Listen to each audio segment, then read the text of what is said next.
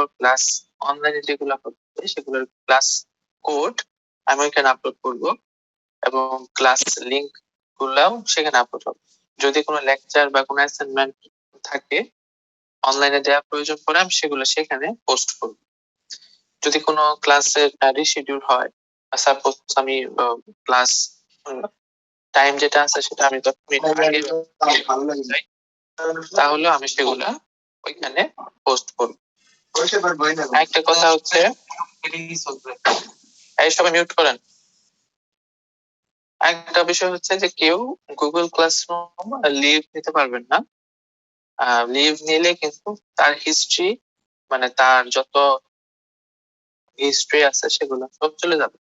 সে হয়তো class attend করেছিল বা তার কোনো অ্যাসাইনমেন্ট জমা দেওয়ার কথা অনলাইনে, সেগুলো জমা দিয়েছিল বাট সে লিভ নিয়ে নিছে, তাহলে যেটা হবে যে তার সকল হিস্ট্রি চলে যাবে এবং তার কোনো কিছু আমার প্যানেলে আর থাকবে না, মানে গুগল ক্লাসরুমের প্যানেলে থাকবে না। তাহলে আমি যখন মার্কিং করব তখন যদি তার খাতাটা না পাই তাহলে কিন্তু তার ওটা জিরো চলে আসবে, সে কিন্তু বুঝবে না, রেজাল্ট খারাপ হয়ে যাবে। সো এই জন্য গুগল ক্লাসরুম লিভ নেওয়া যাবে না।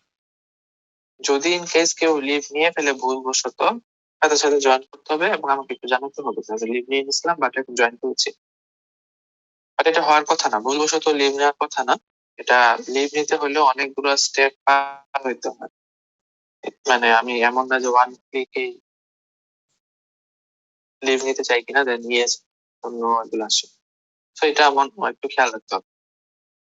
তো এই হচ্ছে টোটাল এই কোর্সের বিষয় এবং আমার রুলস রেগুলেশনের বিষয়।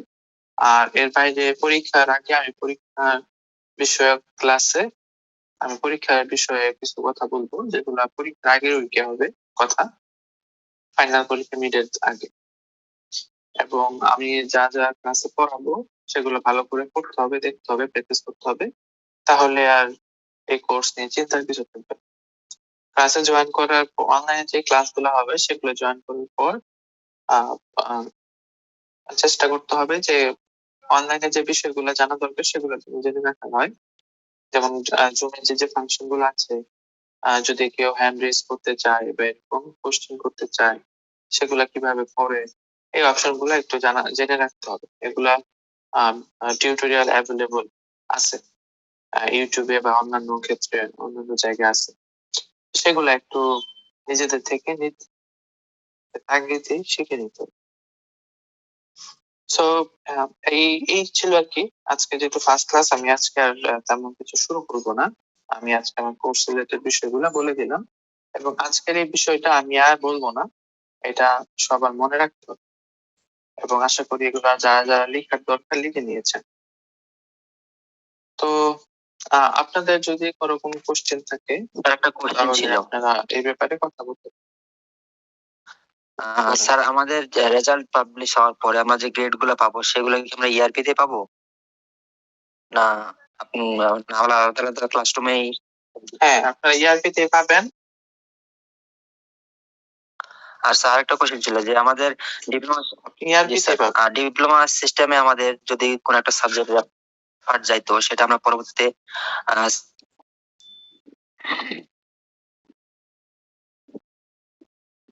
Roll number 5119।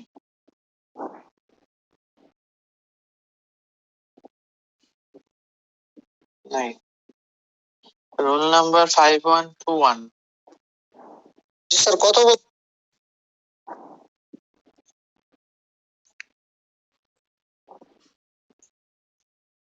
5121 আছেন? Yes, sir. 5121 Iqbal Hussain. Roll number 5131। Sir আমি এটা আপনাদের স্ক্রিন শেয়ার করে দিই, আপনারা দেখুন। স্যার 5131 আসছে স্যার। Roll number 5138। রতন মিয়া। আমি 5177 ইমরানুল হক।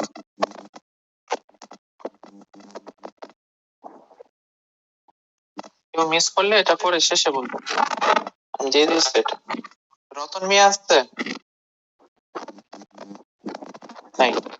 Roll number 5143।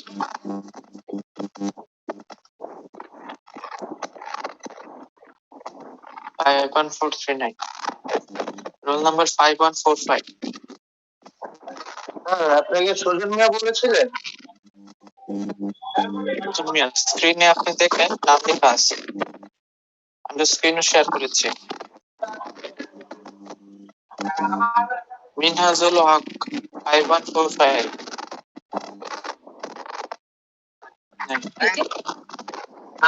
Role number 5146, MD Sanimi. জি স্যার। রোল নাম্বার 5148, ওমর হাসিয়া।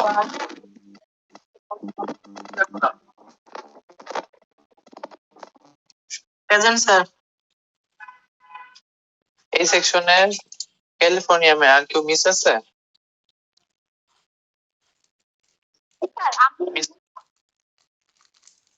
রোল নাম্বার কত? 5119. আর কেউ? ঠিক আছে, ক্যালিফোর্নিয়াম সেকশন আপনারা লিভ নিতে পারেন। এখন আসে হচ্ছে রোল নাম্বার 5421, অলি স্যার আপনি